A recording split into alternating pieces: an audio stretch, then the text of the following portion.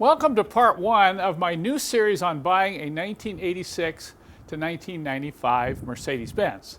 Now I'm sure you're wondering, why have I chosen that time period? Well, this is a great era for Mercedes. It's that era where these cars are now about 20 to 30 years old. Remember, this is being filmed in 2015. But I tell you, there's some nice cars in that era, and a lot of people will agree with me. So why am I doing this series right now? Well, look at what I just acquired this week. This is a 1994 E320 coupe. And it is the nicest 20-year-old Mercedes I have ever gotten my hands on. Probably one of the nicer ones I've ever seen.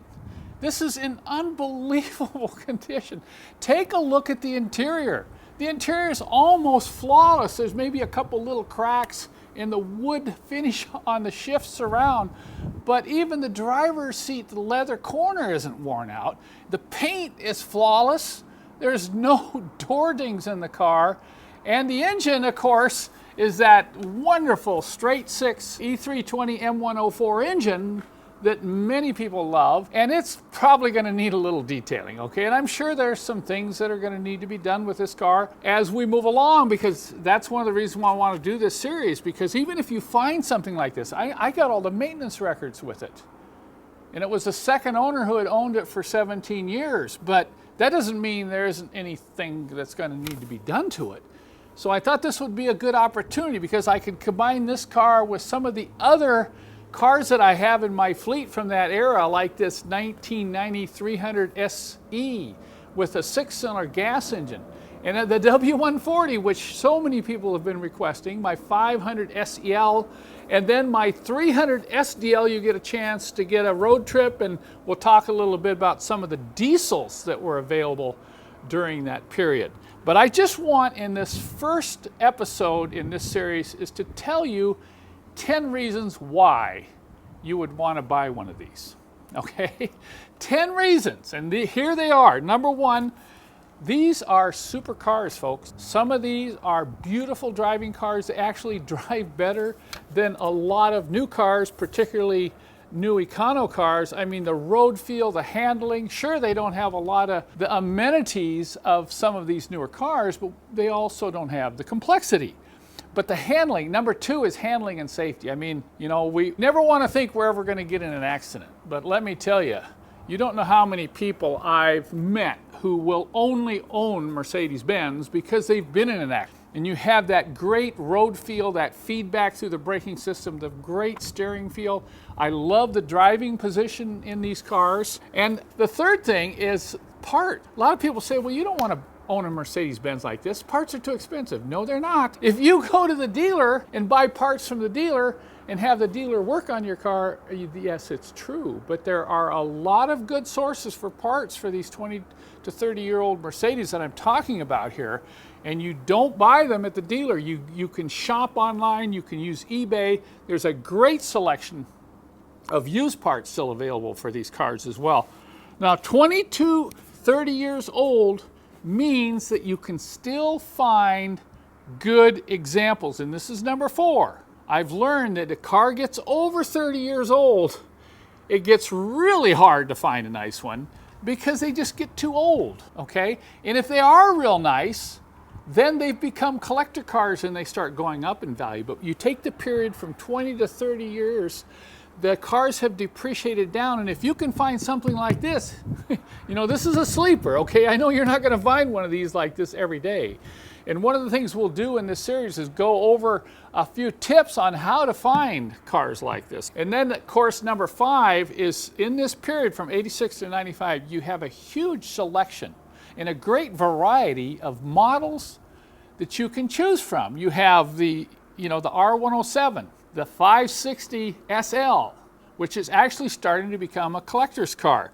You have the W126, which was produced from 81 up to 91, so you're getting the last production of the W126, like that 300 SE and the 300 SDL, and those are really nice cars if they've been taken care of, okay?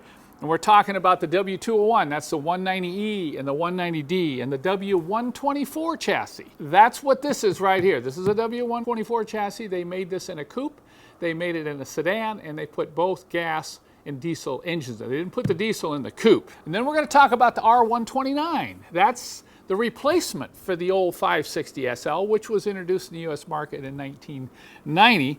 And then, of course, the infamous W140 chassis. This is a 500 SEL of my own here, and we'll be doing a number of videos talking about the ownership challenges when you acquire a W140. Now, I'm not going to talk about the G-Class. Doesn't really fit into this series. That's a very unique specialty car. And I won't be covering the C-Class because that's kind of the end of that era. So we may cover that in a later series. Let's see, number 6. You can still work on these cars yourself without fear. And I say without fear because I find as I go around, people just freak out that anything after 96, when they started to computerize the cars, they get really nervous. Doesn't mean you can't work on them, but these 86 to 95 are kind of the last of an era. Now, that doesn't mean there's no electronics, that doesn't mean there's no computers, but they're nowhere near as complex and difficult to troubleshoot as some of the newer models. The next reason is, if you buy one of these in this type of condition, from 86 to 95, you keep it real nice and you maintain it, it's going to go up in value. You're not going to lose money, because as they reach 30 years old, if you find something that's as nice as this E320 coupe here, this is going to be a collector car. If I keep it in this condition and hang on to it for another 10 years, it will be truly collectible. Now, the next reason, number 8, is you get the satisfaction of maintaining it yourself. Now, this is a big thing here, because in the next part, part 2, I'm going to talk a little bit more in detail about this thing of DIY maintenance.